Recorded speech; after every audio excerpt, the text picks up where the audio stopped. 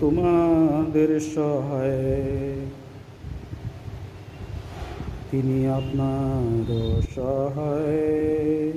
যোহন রচিত মঙ্গল সমাচার। হে প্রভু, তোমার জয় হোক। 20 অধ্যায় 19 থেকে 31। যিশুর পুনরুত্থানের দিন সেই রবিবারে সন্ধ্যাবেলায় শিষ্যরা যেখানে ছিলেন, ইহুদি ধর্মনেতাদের ভয়ে সেই ঘরের দরজাগুলো যদিও খিল দিয়ে বন্ধ করা ছিল, তবুও যিশু ভেতরে এলেন এবং তাদের মাঝখানে গিয়ে দাঁড়ালেন। তিনি তাদের বললেন, তোমাদের শান্তি হোক। এবং এই কথা বলে তিনি তার 2টি হাত আর বুকের পাশটি তাদের দেখালেন। প্রভুকে সামনে দেখে শিষ্যেরা তো মহা আনন্দিত। তখন যিশু তাদের আবার বললেন, তোমাদের শান্তি হোক। পিতা যেমন আমাকে পাঠিয়েছেন, আমিও তেমনি আমার দূত করে তোমাদের পাঠাচ্ছি। এই কথা বলার পর তিনি তাদের লক্ষ্য করে একবার ফু দিলেন। তারপর বললেন, এবার তোমরা পবিত্র আত্মাকে গ্রহণ করো। তোমরা যদি কারো পাপ ক্ষমা করো, তবে তা ক্ষমা করাই হবে। যদি কারো পাপ ক্ষমা না করো, তা ক্ষমা না করাই থাকবে। সেদিন যিশু যখন এসেছিলেন, সেই 12 জনের অন্যতম টমাস, অর্থাৎ যমজ নামে পরিচিত টমাস, তখন তাদের সঙ্গে ছিলেন না। তাই অন্য শিষ্যেরা তাকে বললেন, আমরা প্রভুকে দেখেছি। কিন্তু তিনি উত্তর দিলেন, তার 2টি হাতে যদি পেরেকের দাগ না দেখি, আর পেরেকের জায়গায় যদি আমার আঙ্গুল না ছোঁয়াই, এবং তার বুকের পাশটিতে যদি হাত দিতে না পারি, তবে আমি কিছুতেই বিশ্বাস করব না। এর 8 দিন পরে শিষ্যেরা আবার সেই একই ঘরে রয়েছেন, আর তাদের সঙ্গে এবার টমাসও আছেন। ঘরের দরজাগুলো খিল দিয়ে বন্ধই রয়েছে, তবু যিশু ভেতরে এলেন এবং তাদের মাঝখানে গিয়ে দাঁড়ালেন।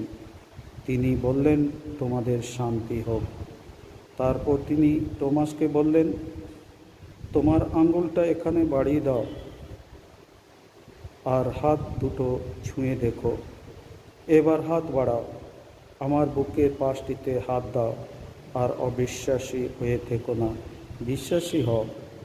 টমাস তখন বলে উঠলেন, প্রভু আমার, ঈশ্বর আমার। যিশু বললেন, আমাকে তুমি দেখেছ বলেই বিশ্বাস করেছ, যারা না দেখে বিশ্বাস করে ধন্য তারা। যিশু অবশ্য শিষ্যদের চোখের সামনে আরও অনেক অলৌকিক নিদর্শন কর্ম সম্পন্ন করেছিলেন।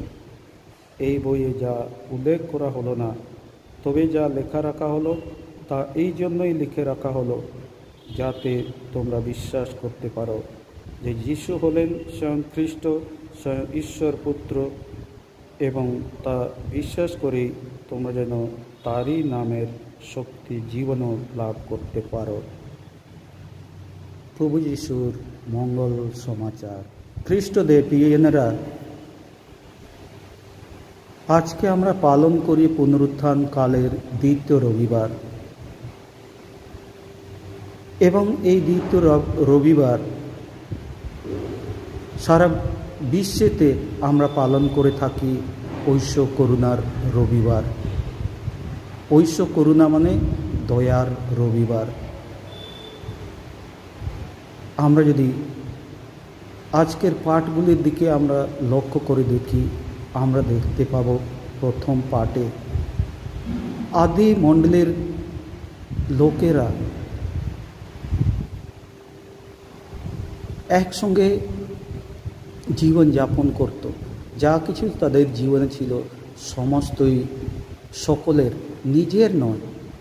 যা কিছু তাদের মধ্যে হতো পুরোহিতের কাছে তারা জমা করত, এবং যাদের দরকার হতো তাদের মধ্যে তারা বিলিয়ে দিত, এবং তাদের মধ্যে কোনো ভেদাভেদ ছিল না। তারা একতার সঙ্গে, ভালোবাসার সঙ্গে জীবন যাপন করত, শান্তিতে জীবন যাপন করত।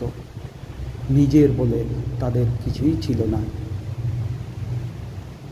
তাই খ্রিস্টদের প্রিয়জনেরা, আমাদেরও কর্তব্য আমরা যেন সকলের সঙ্গে মিলে মিশে থাকতে পারি, সকলের সঙ্গে একতার সঙ্গে যেন জীবনযাপন করতে পারি, সকলকে যেন ভালোবাসা দিতে পারি, সকলকে যেন সাহায্য করতে পারি, এটাই যেন আমাদের মনোভাব হয়। দ্বিতীয় পাঠে আমরা দেখতে পাব, আমরা যদি আসল জীবনযাপন করতে চাই, খ্রিস্ট জীবনযাপন করতে চাই, খ্রিস্টকে আমাদের জীবনে যদি গ্রহণ করতে চাই, প্রথমে দিকে আমাদের জীবনে অনেক রকমের সমস্যা আসবে, সমস্যার সম্মুখীন হতে হবে আমাদের, এবং যিশুকে গ্রহণ করার মধ্য দিয়ে আমরা আমাদের জীবনে পাব সেই শক্তি, যেই শক্তির মধ্য দিয়ে সমস্ত সমস্যা থেকে আমরা নিজেদের উদ্ধার করতে পারব, সমস্ত সমস্যা থেকে নিজেদের আমরা দূরে রাখতে পারব। যিশুকে সঙ্গে রাখলে জীবনে কোনো রকমের সমস্যাই হবে না। তাই খ্রিস্টদের প্রিয়জনেরা, আমরা যেন তাকে বিশ্বাস করি, তাকে যেন আমাদের জীবনে গ্রহণ করতে পারি এবং তারই দেখানো পথে যেন চলতে পারি, যাতে আমাদের জীবনে সেই শান্তি, সেই ভালোবাসা, সেই একতা যেন সর্বদাই বিরাজ করে। আজকের মঙ্গল সমাচারের দিকে যখন আমরা লক্ষ্য করি, আমরা দেখতে পাব ইহুদি সমাজের মানুষেরা এবং শিষ্যেরা ভয়ে জীবনযাপন করত, এবং সেই ভয়ের জন্য তারা একটা বন্ধ রুমে বন্দী হয়েছিলেন।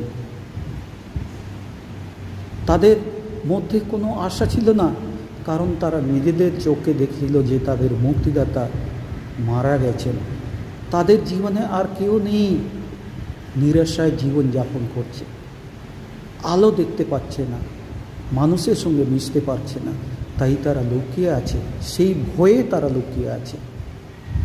তাই খ্রিস্টদের প্রিয়জনেরা, সেই মুহূর্তে যিশু তাদের মাঝখানে আসেন।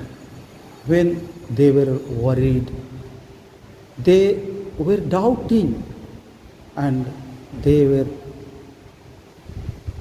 terrified, they were afraid, they were in tension। এই সময় যিশু তাদের মাঝখানে আসেন এবং তাদেরকে তিনি বলেন যে তোমাদের শান্তি হোক।